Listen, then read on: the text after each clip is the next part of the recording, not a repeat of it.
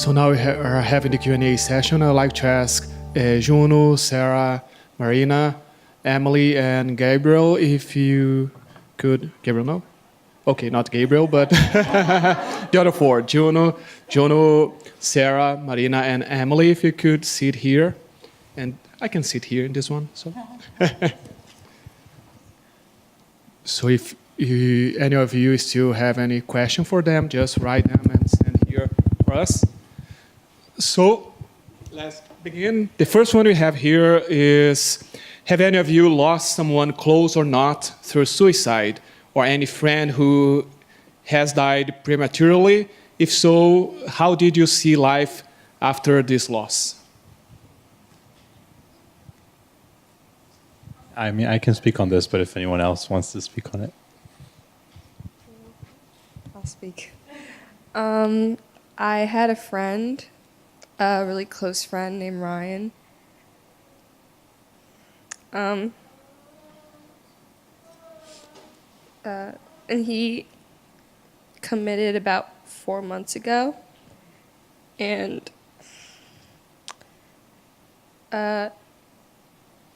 obviously I'm just still really upset, but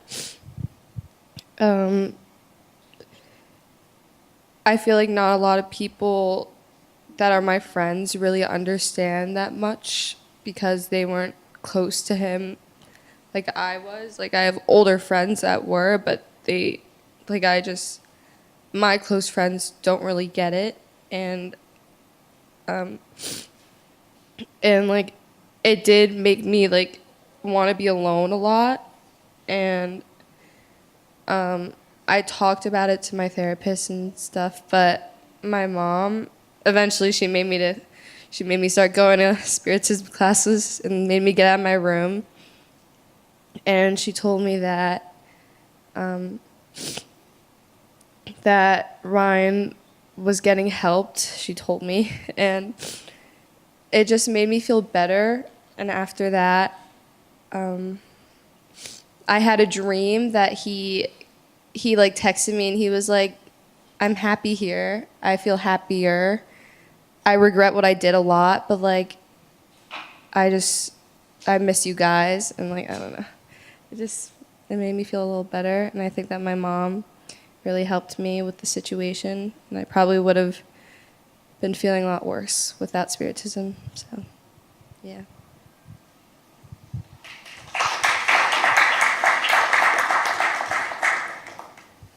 That we can connect with this next question. How Spiritism can help dealing with the loss of a loved one, in your opinion? So because we saw the three of you, Marina, Emily, and Sarah, you've been going to Spirit Center since you were very, very little, newborn. And you, Juno, in your bio, you since middle school, you've been attending the Spirit Center. So what's the difference that it brings to any of us to have this knowledge, not only the knowledge, but going to a Spirit Center or having this connection, as you said before, as Marina said in her talk, having this connection with God, what it brings to us to face a situation like this one? So, So I've never really felt thoughts like that ever in my life. But I think that is because I grew up with Spiritism and I just always did have a light at the end of the tunnel. I did have friends that suffered with depression and that were close to it, and I was able to talk them out of it.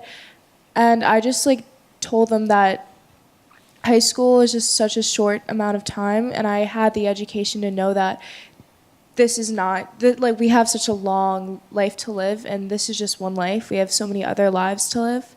So I just made it clear that in a couple of months, this is not going to be anything big. This isn't going to be anything that's going to be heartbreaking to them, and that they'll overcome it. So I think having Spiritism definitely had me go through really tough things in high school that I was able to get through. Anyone else? Spiritism was the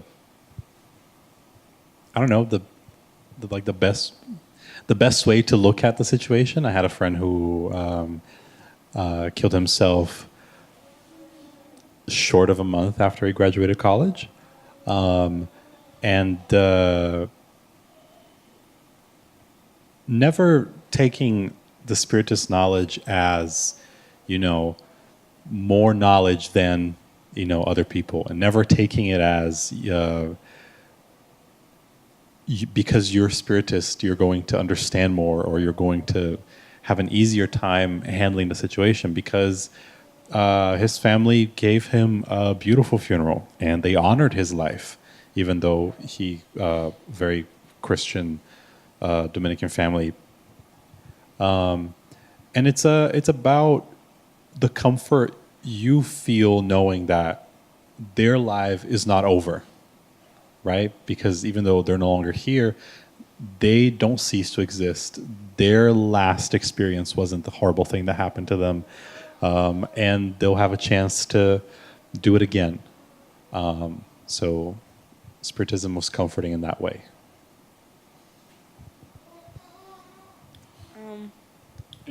Sorry. Well, yeah, like he said, like I grew up with it since I was like little, and it's always been like this known thing to me that when you don't really like die, like your physical body might go, but you yourself as a spirit doesn't go. And I've always had this like knowledge with me, and I've never known anything different. So I don't. It's really comforting to know that when somebody dies, that their spirit still lives on. They still have a chance to better themselves. And I think like for a lot of people that have had like close friends commit suicide, like that's comforting to know that even though they did take their lives, that they can better themselves and they can get better. And it's good to know that like they're not going to stay in that situation forever. And so by them evolving and like getting this knowledge and help that they need, it's comforting to know that they will get better. And one more question. As you said, Juno, that usually we don't know that a person is thinking about commit suicide because they don't say that out loud to us. But many times we can have a hint, or some people really come to us and say that. And in this situation, when someone comes to us and say they are thinking about committing suicide, how can we bring these teachings that we have in a way that we are not going to the person and say, no, because in the Spirit's book we have question 947 and Kardec says this, and that. How to bring that in a way that is really going to bring love and to make that person see life through another point of view? When a person asks you, when a person is asking you for help or crying out for help, that is not the opportunity to convert them to Spiritism. That is not the opportunity to tell them about reincarnation. I mean, it can help, but that's not the first thing we go to. We're not here. I mean, yes, we're here to tell people about Spiritism, but you help before. In that, Spiritism is about informing and comforting. I think in that moment, comforting comes first. To make a person. To let a person feel that they're heard, to let a person feel like someone else understands their perspective. And the one way you can challenge their perspective about what's going on is to not tell them about what it's going to be like for them on the other side, but what it's going to be like for everyone else that's being left here, right? The impact that their life actually has on people, because the feeling of being in that position may be very lonely, may be very closed in. They may feel like no one understands them, but this could be an opportunity to open their eyes about the love and admiration everyone else has for them. Now I have a question here. The person says, I personally see Kardec's view about suicide, questions 944 to 946 of the Spirit's book, as a bit hard, not very emphatic. What is your view about it? So I have the Spirit's book here, so the better way is for us to read those questions and see what we can think about them.